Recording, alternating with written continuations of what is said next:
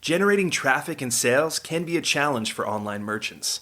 But selling on the Walmart Marketplace puts your products in front of millions of customers who shop on Walmart.com.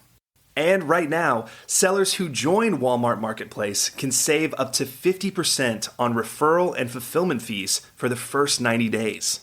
So get started today. Head over to marketplace.walmart.com/savings. That's marketplace.walmart.com/savings.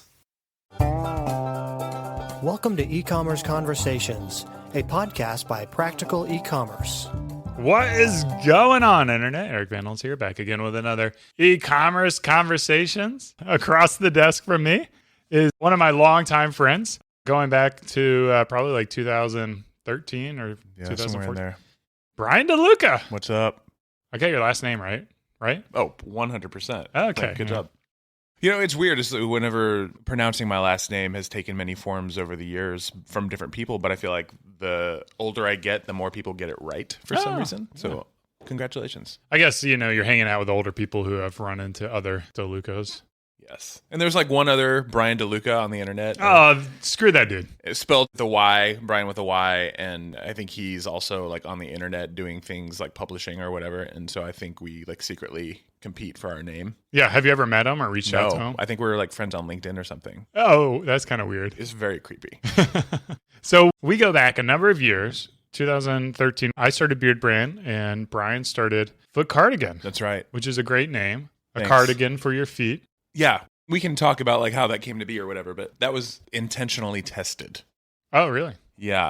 We were considering 3 different names. And this was back in like, early like A/B testing. Like I wanted to test everything. Landing pages are the same except for the name. Right. And we funneled an equal amount of ads just to see like, hey, we want to start the sock subscription. At the time, there weren't any. Well, that was going to be the next point that I made. Like both of us got a lot of imitators in the game. And now there's like 70 of them or whatever. Yeah. So I had to like find random pictures of socks that were weird on the internet in 2012. And, hey, if you're looking for something like this that you get in your mailbox every month, like sign up for this thing. And so we tested 3 different names. I think one was Radfoot. Okay. One was Spiffy Feet. And then one was Foot Cardigan. And the results were we had 0 people sign up for emails for Radfoot. Like 0 people showed their interest. Yeah, well, my first thought would be like bad foot or like a foot with like a disease on it. Yeah, and then I think the second one was Spiffy Feet. We got like 20 or 30 signups. Okay, and I was like, okay, like email signups. And then for Foot Cardigan, we had like 200 or 300 signups, and 4 people bought subscriptions that they didn't know would ever be sent to them. They just believed some random person on the internet that like, you're going to send me socks. And I think the thing that I usually tell people in that is I think that's just one of those cases of had we just picked Radfoot or Spiffy Feet, we would have probably not even started the company because we're like, well, no one wants this. Let's just bail. Isn't that crazy? Just like the name of your company. Yeah.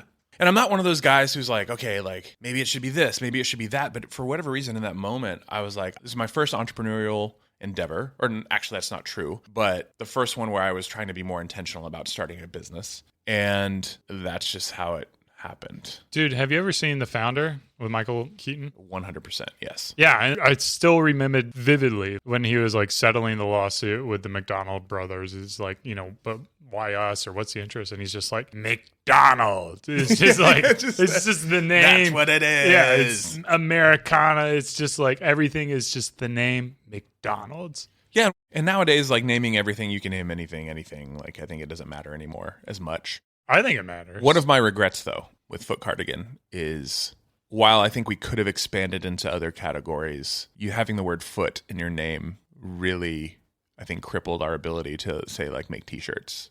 Yeah. Or whatever. It's like, okay, I can make some, like, slippers or leggings. You're in the foot game. Or something, but I think I would have gone back and maybe not thought so specifically. Nah, this is kind of what we talked about before we hit the record button. Yeah. And what we're doing at Beard Brand is Beard Brand is the exact same thing.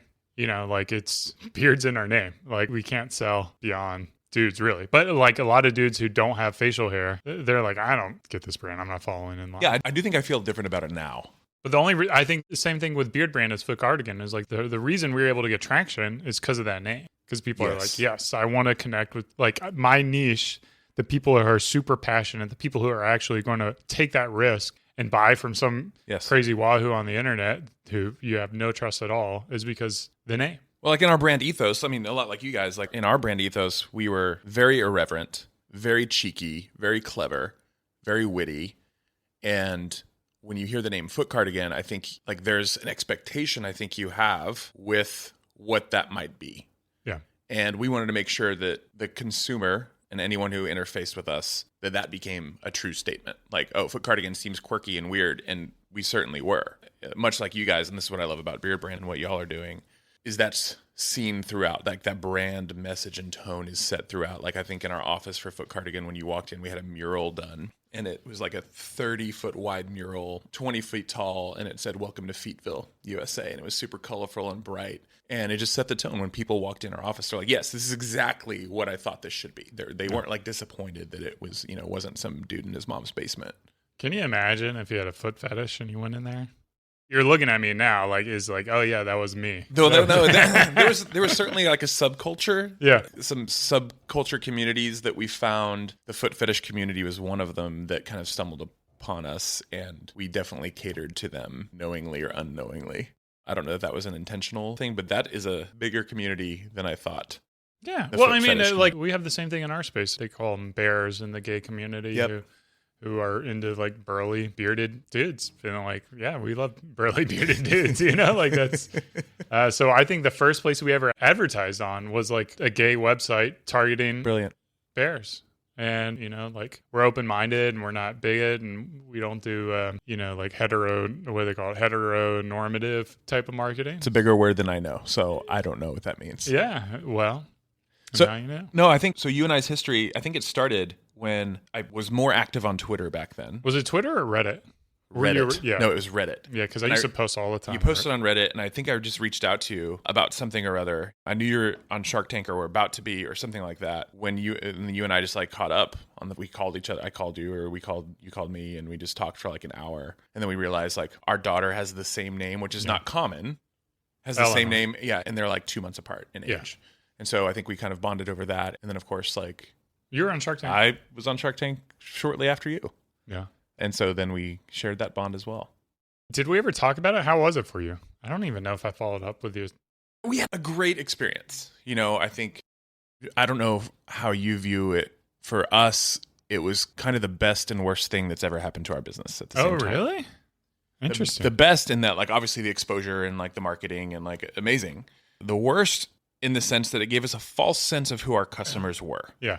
Right. Because we had spent 2.5 years at that point targeting a very specific customer, like we talked about early on. And then all of a sudden, our demographics went from having this very irreverent customer who expected cursing in our emails, to have banter back and forth that was very quick and witty, to having now people aged 3 to 93. And we had a number of grandmothers reach out to us when they would get our emails and saying, "I'm going to call ABC and tell them you were cursing in your emails." Oh, man, no.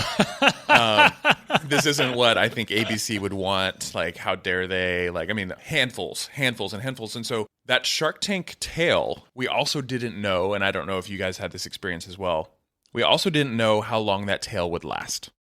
And we tried our best to understand, like, okay, are these new customers in the cohort 12 months later, are they still residuals from Shark Tank, or are they new people that just like were just growing? And so it was very hard to then attribute like what the Shark Tank effect was and how long that would last. You know what I mean? Yeah. But the experience itself being on the show was, I mean, we had a pretty dreamy experience, right? Like we had a guest shark, we had 4 offers, we took a deal with 2 sharks, and it was a very comfortable, we got in there. They only showed 12 minutes. Yeah. And we were in there for... you got 12 minutes. I'm telling you, like 8 minutes. We were in there for an hour and a half. Oh, wow. Yeah, mine was like 45 minutes. Yeah, we were in there for an hour and a half, and very early on, I'm going to talk in the first 20 minutes. I think Damon was like, "Hey, you guys just relax. Like, we like your business. Just, you're going to get some offers today. So like, let's just casually have conversations." So very early, I'm going to say 20, 30 minutes into the hour and a half, like we knew that there was interest and we knew the way they were talking to us that we would have offers. Yeah. But it was certainly the most nerve-wracking thing I've ever done. Were you alone or did you have... No, I had one of my co-founders with me, Matt. And he was more nervous than I was, but I just didn't show it. And then there's You're the whole... natural. You're very gregarious. Well, I like internalize everything. So like when I'm stressed or anxious, like you'll never see it externally. You'll never see me like whatever, but internally I'm like, okay, my stomach's in knots. Probably gonna have to go use the restroom like 100 times, but that's what it is. Yeah. That's what it is. I don't know if the audience cares to hear that or not, but that's just the truth. Like, it's real talk. And so that was the experience. And then ever since then, I think you and I have had this like really fun relationship, and we catch up every so often. And I'm not on the social media as much as I used to be, or would actually like to. I think I'm ready for that again. But I watch you and all that e-commerce crew on Twitter. We should like put you on the spot. What's your Twitter handle? And we'll get people following you. Oh God. I think it's just my name, just Bryan DeLuca. You think that's how much you're on? I think it's just at Bryan DeLuca. Well, how do you spell your name? BryanDeluca. Okay. That's there it. You go. And go tweet at him. Maybe he'll tweet something. I think I unfollow people who haven't like tweeted in like a year, so I don't even know if I follow you. Well, that'd be a damn shame. Well, let's see. Let's pull it up. Let's just take a look here. Spot.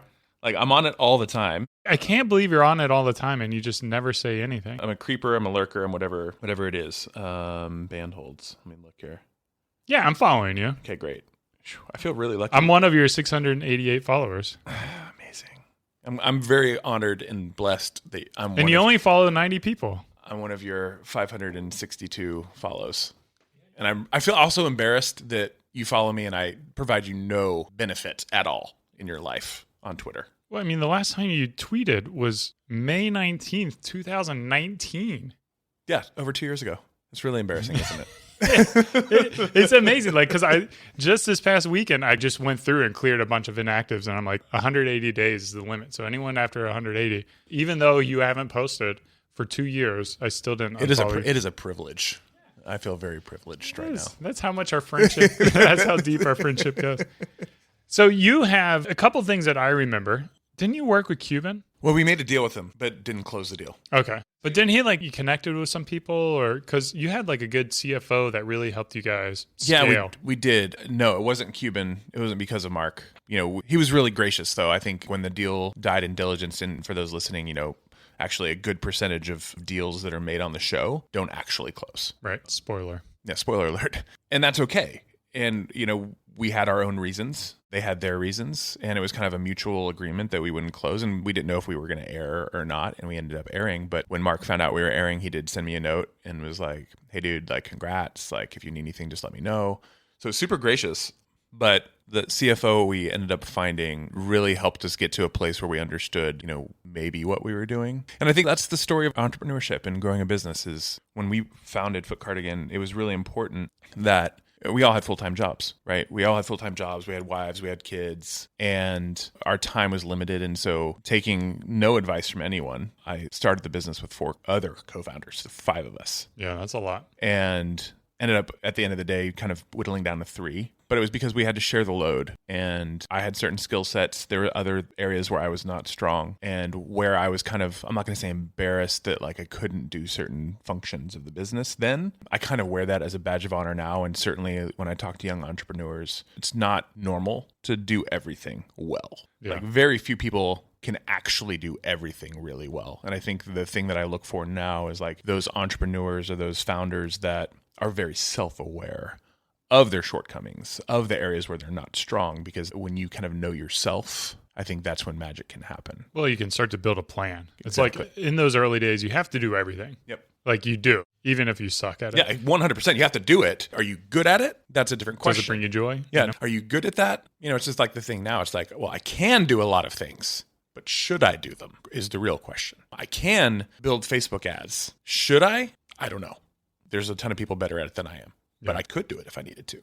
And you could learn and you could become freaking great at it. I could dedicate a period of time to learn that craft and probably get really good at it. But the question is, am I taking away from, my actual strengths? Yeah. And the time to continue to make those really special. What is the value you bring to the world? You'd have to ask my wife that question. I love leading people, managing people, getting the best out of them, probably better than they could do otherwise. And so my, superpower, I guess, is on some ways hyper empathy and just leaning in and really diving into a person, a human, and what is the thing that you are actually very naturally gifted at, paired with the thing that you actually want to do in life. And let's figure out how that works together to create this magic that only you can bring to the table. And let's just exponentially scale that magic. There's a Japanese term And of course, because I don't speak Japanese and I'm dyslexic, I have a terrible memory. So we're going to let the computer read it to you. It's called like Kargi. Have you heard this? Nope, I have not heard this. It's basically, I'm going to Google it. While you're Googling it, the Japanese are so wonderful at creating names for something that like there's not really a name for, especially in the States. You know what I mean? Like they have terms for almost anything. And I can't give an example, but I've seen a bunch and I'm like, oh, wow, there's no term for that in the United States or in English. Ikigai. Ikigai? Ikigai. Okay. What does it mean? Ikigai. And it's basically, it's talking about what you talked about. It's that purpose. It's like something that you love to do, something that you're good at, and something that brings value to the world. And it's like those three things. I think it's three. Maybe there's five. But when those come together, that is like the Ikigai. And for me, that was Beard Brand. Like I love Beard Brand. I love the things that I'm doing at Beard Brand. And Beard Brand brings a lot of value to our audience and our customers' life. And you get paid for that, right? That's where you get paid. Like, because I tweet about this a lot where like you have to love work because like 40 hours a week of a job that you hate. Oh, 100%.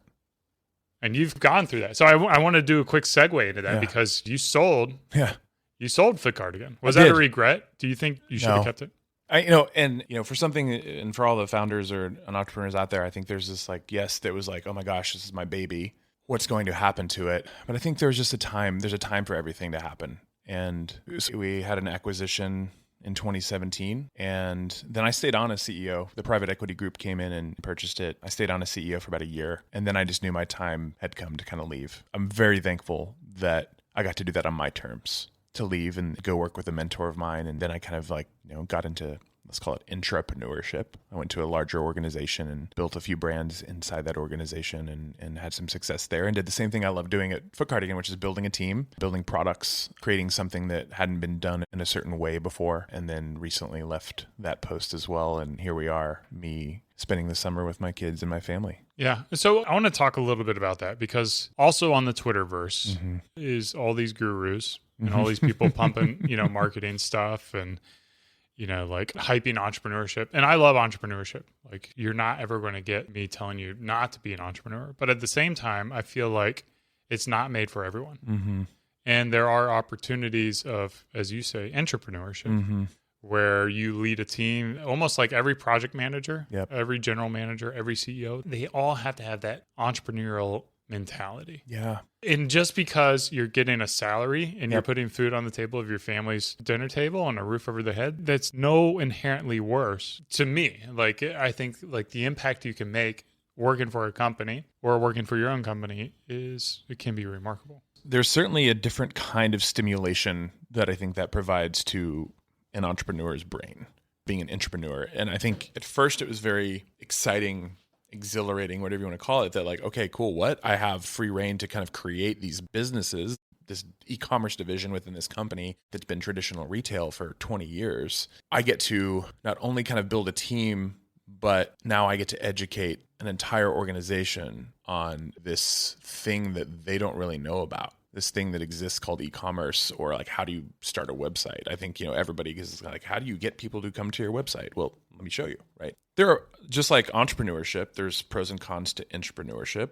The pros being resources, right? Yeah. You have a larger organization, you've got a whole finance team, operations team, sales team. Well, y'all went like 0 to 8 figs and like very quickly, a couple of years. Yeah. And so you have that ability to scale pretty quick and to have resources behind you that, you and I both understand, like that doesn't grow on trees when you're trying to bootstrap a company, especially if you're not interested in trying to go raise any kind of money. But those resources do exist internally to some extent. And the cons being what you think the cons would be. Yeah. A ton of red tape, a ton of people who don't understand actually why you need to move quicker because there's a process already in place. And so you kind of have to disrupt internal processes and really push a boulder up a hill. And the name of the game, I think, in entrepreneurship is how strong are you? How strong-minded are you in dedication and committing yourself to, I'm going to die on this hill. Right. I believe in it, and here's why you should believe in it. And so there's a lot of internal selling of ideas and ideals and processes and systems that just never existed before. So There are certainly pros and cons, but you're right. There's a level of stimulation that is equal to being an entrepreneur. Yeah. And so I think you got to look at your skill set too. Like, are you really good at, almost being an evangelicalist, right? That's essentially what you need to do as an entrepreneur. And it's the same as an entrepreneur, right? Well, an entrepreneur, I mean, maybe to a certain degree to your customers, but ultimately you're the tyrant. Like, it's like, if I want something, I really don't have to convince you. That's true. It's just like, I don't freaking care. This is what we're doing. Will Roman, who was on the show a few episodes back, I love talking to him because he's just like, I don't care. Like, this is what we're doing. Like, because I want to. And if you don't like it, thanks, man. Whereas if you're the entrepreneur, like, you really don't have that power. Yeah. So that was challenging for sure. And you either have a leadership team that believes and trusts you, or you don't. A lot of data is needed, right?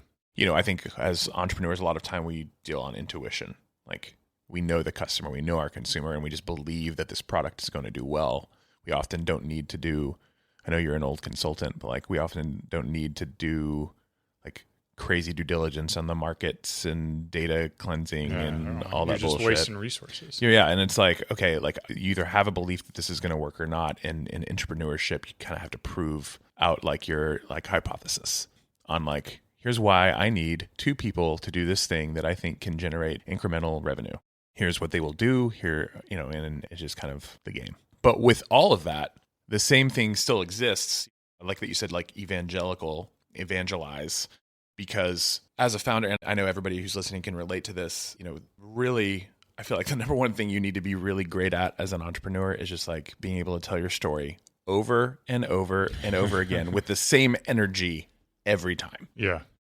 Why did you start this? What are you doing? Tell some great stories. And like, that's what really is just like the repetitive nature of like telling the story. And internally is, entrepreneur is the same thing, except you're telling that story to the finance department. I think that it's funny you bring that up because this is something that I've recently struggled with. Like, we're celebrating our 10-year anniversary with Beard Brand. And it's like, first of all, that's amazing. Yeah. Congratulations. Thank you. I haven't made it yet, so it's still got to get to February. 10-year overnight success. Yeah. But, it's like, like I get on a podcast and they're like, how did you start up Beard Brand? Tell me that story. And it's like, oh man, it's like this again. Like I've done 30 other podcasts where I tell the same thing. So it's like almost part of like the challenge of that evangelicalism is being able to also like evolve and craft that story in a new way. Like that's more relevant to the times because like the things that we were doing in the early days are completely different than kind of what we're trying to do now. So it's like, how do I craft that founding story to kind of evolve with the times? Yeah. Which is, it has to be done. Yeah. Because if you're still telling the story you told 10 years ago, right? Like it's a little stale and, you got people, oh, yeah, dude, I heard that 10 years ago when I was 5 years old. Yeah, I mean, pretty much. Well, if you think about it now, that's crazy that when we started Beard Brand, I can't believe I was 5 when you started Beard Brand. That's amazing. Yeah. So first thing I want to ask you is your tattoo. Yeah. Minute. Minuit. Okay. It's French. We discussed the reading earlier. So minuit is a French word, and it's the French word for midnight. Oh, okay. And so it's just one of my wife and I's favorite spots is Paris. And whenever we would go there, whenever we're allowed to travel there, we like strolling the river's banks after midnight. Okay. Isn't there a movie? There is. Midnight in Paris. Yeah. And so, this is kind of like a nod to my lady. Is Midnight in Paris, does that movie do anything for you guys? Yeah, absolutely. So it's like lost in translation for me. Yeah. Like, because we talked about, I've got this love for Japanese culture. Yeah. I've already, the second time I've talked about Japan in this podcast. Look at this. This is amazing. I know. We might as well move there. Yeah. So like every time I watch Lost in Translation, it's just like, I got to go to Japan. Like, I just love the culture there. There's a thing that exists kind of in my brain of like nostalgia, right? Where nostalgia means a lot to me. I love thinking about, so the only channel that plays on our Sirius XM in our cars is the 1940s station. Oh, no way. We only listen to 1940s music in the car. And there's this, and I know there's a word for it. I think it's like animea or something like that, where it's like this longing for a time you've never known. Okay. So when you think about things that happened before you were born, or like if you watch like Back to the Future and you see like the 50s, it's like, man, I would have loved to gone to a sock hop. things like that. So certainly with like I don't even know what a sock hop is. It's just like an old dance. It's like a dance back in the day. Okay, where they have the beautiful flowing dresses. Yeah, with the poodle Dirty skirts dancing. and like things like that. No, that's pre-Dirty Dancing. Oh. Yeah. But when I think of Midnight in Paris and you think of like, Fitzgerald and all those people that, you think of like Ernest Hemingway and like that old, 1930s, 1940s, like that just like is a place that I feel like I would have loved to have been. And it was really great because this last venture that I was in as an entrepreneur, one of the brands we built was a nostalgic pop culture company. So we launched Blockbuster Video merch and licensing and all these old 80s and 90s pop culture films. And, I'm not going to like tip my hat right now, but one of the next things I'll get into is also a thing that generates an enormous amount of nostalgia for me. So yeah, I'm big on the nostalgia and like the feeling of like this time that I've never known. Yeah. Well, that's pretty interesting. I never knew that about you. Yeah. I feel pretty fortunate that I was made for America. Like the idea of individualism and freedom, like kind of like the old school Americana. And I feel like I'm at the tail end of it too. Like I'm fortunate that I'm in Americana in the 2010s and now, because I feel like the Americana in the next 30 or 40 years is probably going to be a lot more soft. I could see that. And I thrive with no safety nets, Mm-hmm. But there's a lot of people who can't do that. They need those safety nets. I think like I've always kind of been drawn to this like analog culture, right? Where I don't really do like social media, right? You know that. Mm. Everybody that's listening knows that. Yeah, 2 years. It's the last time I tweeted. Even the way we are at home, we don't do a lot of screen time. We're very intentional about like how we view things.